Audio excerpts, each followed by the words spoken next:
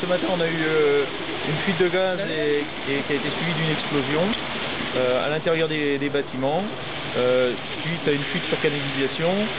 L'origine exacte de la fuite n'est pas connue actuellement, mais l'entreprise spécialisée de chauffage va venir chercher et détecter la fuite.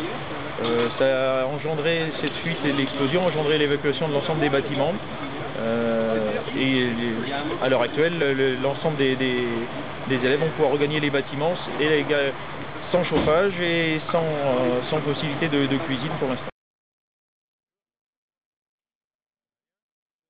Dès qu'on a une fuite de gaz et le gaz est stocké dans les canalisations, oui, on peut avoir des effondrements de bâtiments, on peut avoir des choses importantes au niveau des risques. L'ensemble des installations a été mis au ralenti pour la période des fêtes et s'était remis en température normale entre guillemets fin de semaine dernière.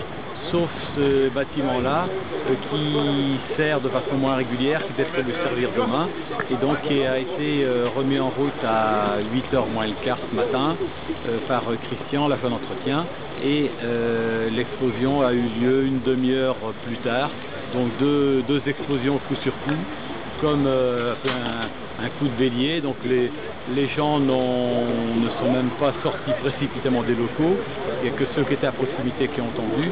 Bon, et cette explosion a soulevé des plaques de béton là, de 40 sur 40 et il y a une petite propagation par les égouts donc dans le bâtiment voisin, donc d'où la précaution des services de sécurité de faire évacuer le bâtiment et le bâtiment à moins de 50 mètres.